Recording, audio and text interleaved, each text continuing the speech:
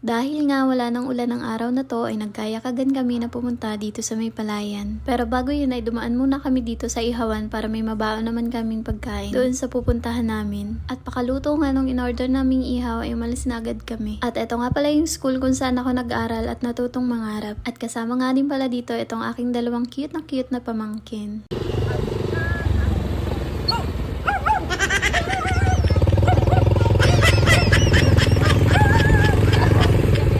O diba, sana all may baliw na kapatid.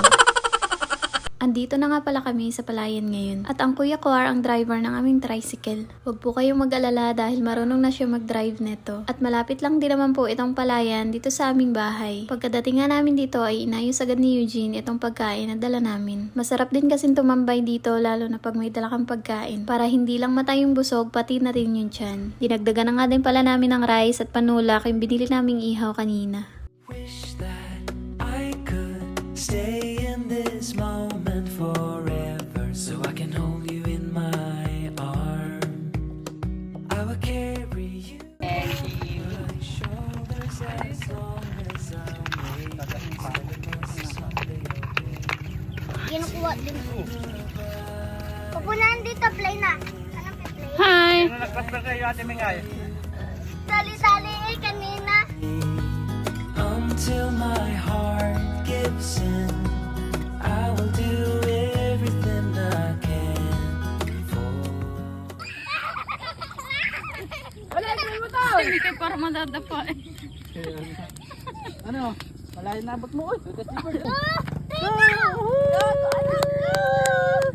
Bango muna na.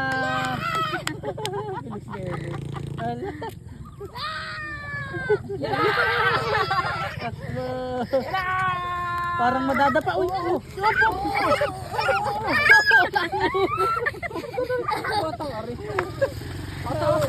Ano? Ipapagod. Ulit. Hope may motor ha. Bukod sa napakaganda ng lugar na to ay sobrang nakaka-relax din sa damdamin. Sayang nga lang at hindi ko nadala yung drone ko dahil nalobat din.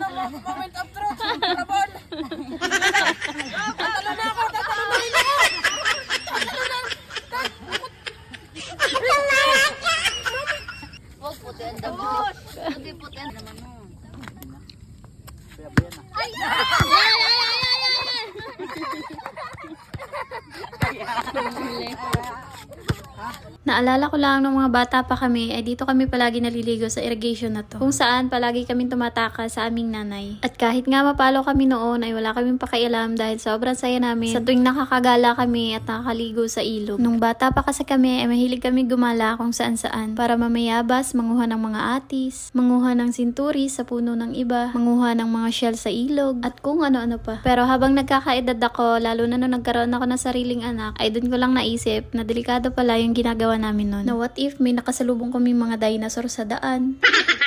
Pero kung ikukumpara yung kabataan natin noon sa kabataan ngayon, ay mas gugustuhin ko pa rin yung kabataan noon. Kasi more on physical activities noon. Unlike ngayon na puro gadget. Kaya ba mga Gen Z, anong kwentong kabataan nyo noon?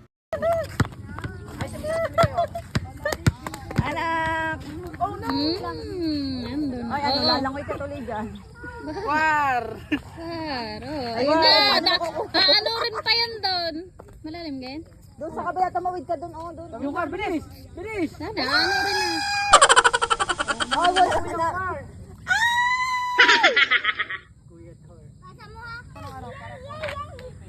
May motor, may motor, sabi. Ano na?